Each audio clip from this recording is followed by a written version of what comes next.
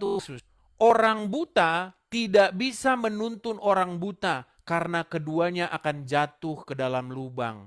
Saya mengatakan Muhammad orang buta untuk masuk kepada hidup yang kekal. Kenapa? Karena dia tidak masuk kepada hidup yang kekal tersebut. Makanya untuk menuju kepada hidup yang kekal, Muhammad dikatakan buta. Dia tidak melihat karena dia tidak masuk kepada hidup yang kekal tersebut. Sementara Yesus jelas di dalam Injil dikatakan dia masuk kepada hidup yang Bang, kekal. bang, Nah, bang, maaf. yang sekarang menjadi pemikiran kita begini, Bang. Kok bisa-bisanya Anda serahkan diri Anda dipimpin oleh Muhammad, dipimpin oleh orang mati? Itulah Anda sekarang Eh, percaya yang aneh-aneh. Di janggut ada bidadari bergelantungan. Kalau punya duit pergi ke Arab, Anda nanti mencium-ciumi batu. Di sana banyak dijual kencing unta, Anda minum kolok-kolok kencing unta. Makanya saya kalau bilang, Bang, siapa? kata siapa? Siapa yang menyebut unta? Sungguh Anda ini sungguh nekat Lah, yang nyata ini Bang. Ini kesukaan saya nih Bang, kencing unta ini. Ini bahasan paling saya suka. Luar biasa ya Anda Bang. Bang, makanya saya bilang Bang, jangan serahkan dirimu dipimpin oleh Muhammad, tetapi serahkanlah dirimu dipimpin oleh Tuhan Yesus. Ini Bang ya, saya kasih tunjuk. enggak, bukan. Saya mah Baik. enggak. Enggak, Iya, enggak. sekarang nggak Karena apa-apa. udah Sekarang mungkin belum Bang. Sekarang mungkin belum. Bang, saya mau tanya dulu sama Anda ini ya. Nih, sekarang belum. Ya sebentar Bang. janganlah. Bang, menurut Anda ini sekompolan orang-orang Kristen atau orang Muslim? Ini di anu dia waktu naik haji, kelihatan? Mekah. Nih. Di mana?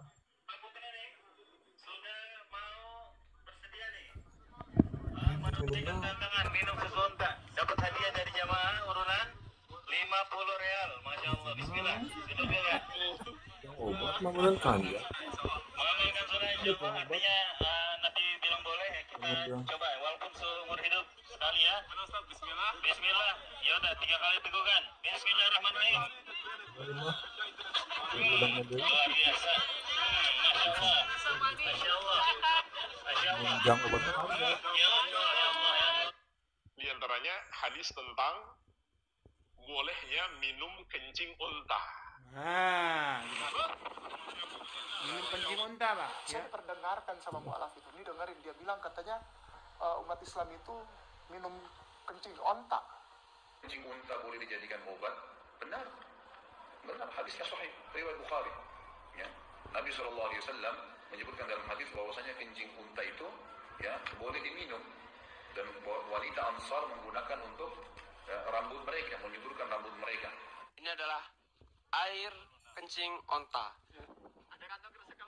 Oh, iya dia. Air kencing onta.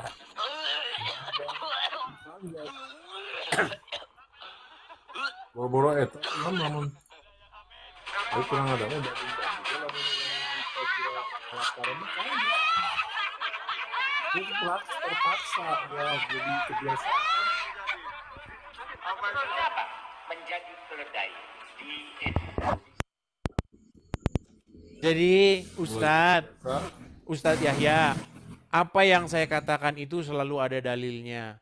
Kalau Anda menyerahkan diri Anda dipimpin oleh Muhammad, sebentar lagi Anda akan mencium batu, sebentar lagi Anda akan minum kencing unta, sebentar lagi ketika lalat masuk ke minuman Anda, maka Anda harus memandikan lalat itu, mencelupkannya ke dalam, lalu meminumnya. Kelak. Makanya, Ustadz Yahya, saya tanya kepada Anda, kalau ada lalat masuk ke minuman Anda, sesuai ajaran Muhammad, lalat itu harus Anda apakan? Harus diambil lah. Iya, Kasihan. dicelup-celupin dulu, betul? Dibuang. Iya, dicelupkan dulu ke dalam air minuman, betul? Ya jangan, kasihan. Iya,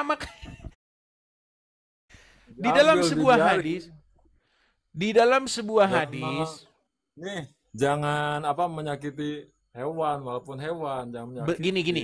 Anda punya minuman nih, Anda pergi sama teman Anda Ramli, pergi ke warung Padang, betul? Nah, sampai di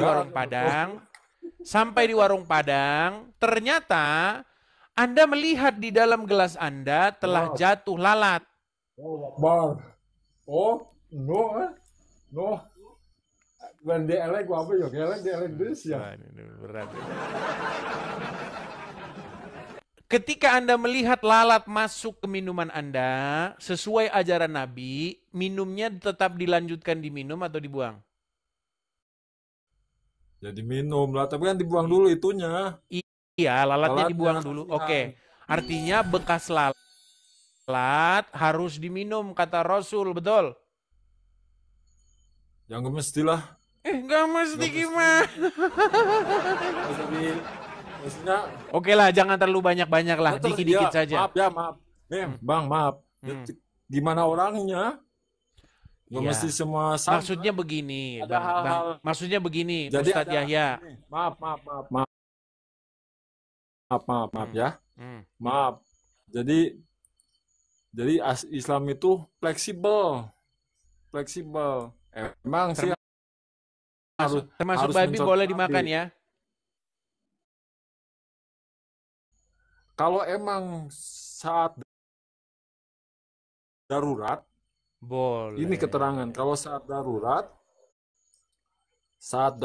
maka boleh. Tapi Boleh. cuma satu kali.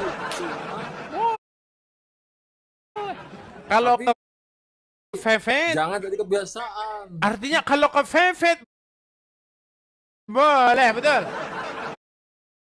Boleh.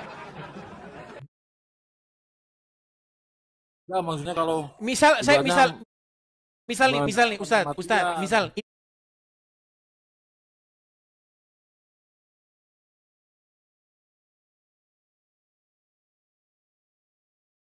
jangan bercanda. Loh, kan kalau kepepet boleh. Sebentar, gini. Misalnya. Sebentar, Ustadz. Misalnya tetangga sebelah lagi ada hajatan, ada biduan. Aku seorang biduan.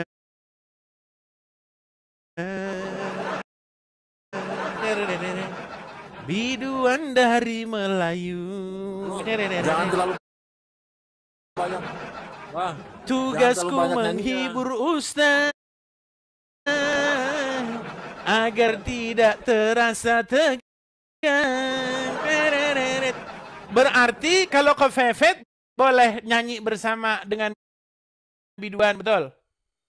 Kan kepepet Boleh. sudah misalnya udah, astagfirullahaladzim, astagfirullahaladzim, Boleh. lindungi ya Allah, lindungi ya Allah dari mengizinkan. Hah? dan istri yang soleh harus Ya, mengizinkan suami kawin lagi, betul?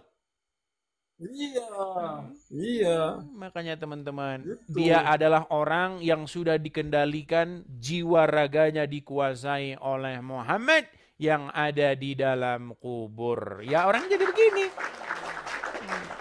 Ya ini tantangan bagi Bang Ramli ya, pelan-pelan Bang untuk memberitakan kebenaran kepada Bang Yahya begitu.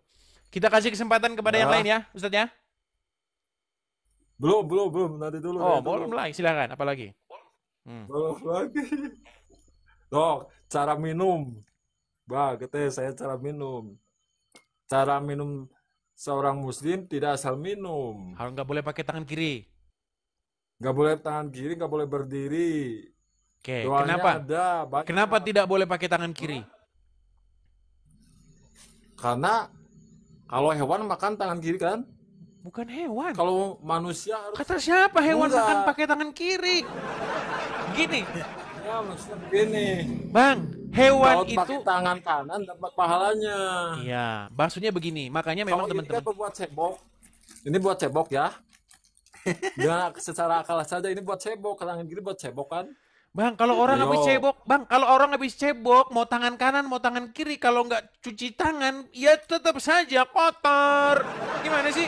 Iya. Kalau, Bang, Ini adab-adab seorang muslim. Bang, tangan Ada pada kanan pesawat itu muslim. malah, Bang, tangan kanan itu malah sering digunakan, Bang. Megang kotoran, megang uang, megang ini, ngaduk semen, ngaduk itu. Dicuci.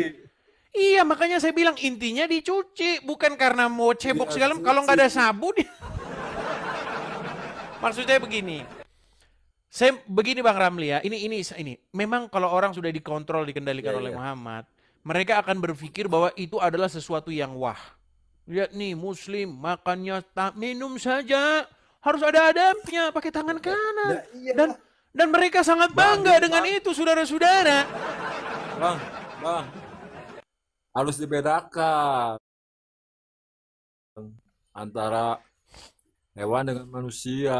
Bang, itu tidak membedakan hewan dengan manusia. Menurut hadis, alasan kenapa kita makan pakai tangan kanan, tidak boleh pakai tangan kiri, karena menurut Muhammad, setan makan pakai tangan kiri, Nah, itu. minum pakai tangan kiri. Betul.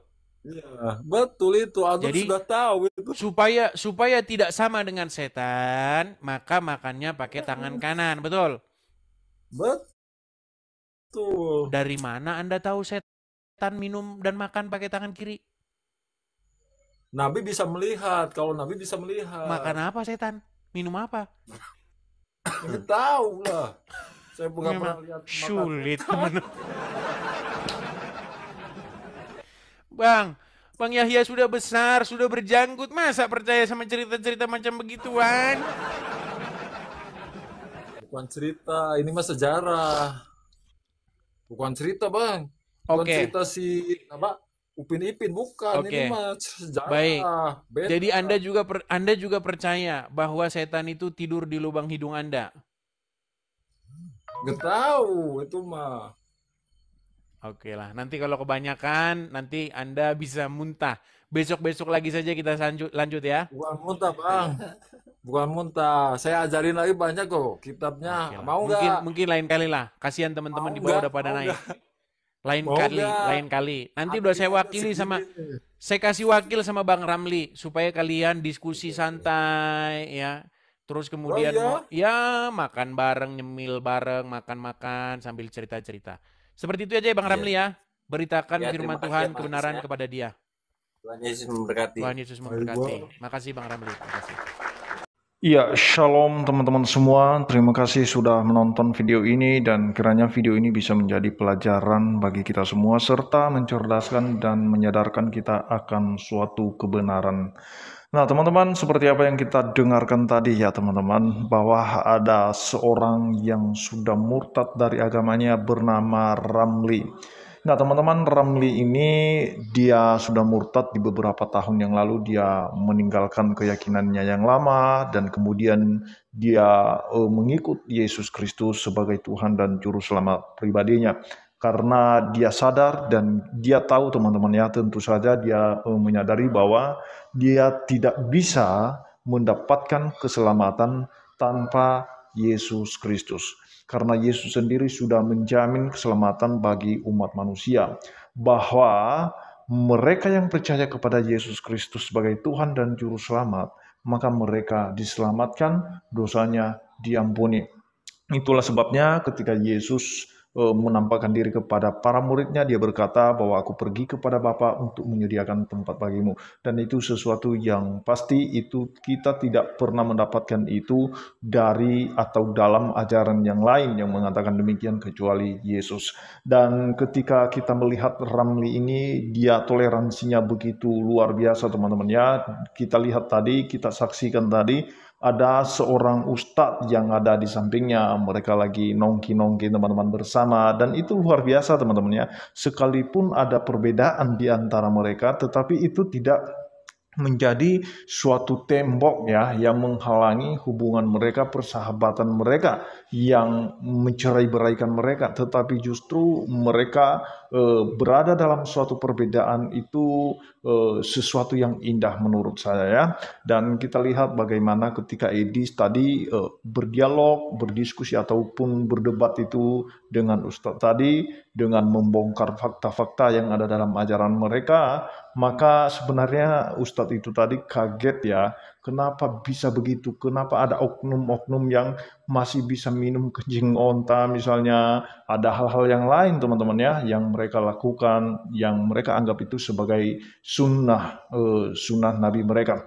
Tetapi itu yang dibuka oleh Edis adalah fakta-fakta yang pernah dilakukan oleh oknum-oknum tertentu. Dan memang ustadz tersebut ya sebenarnya dia juga tidak pernah menyetujui hal itu ya.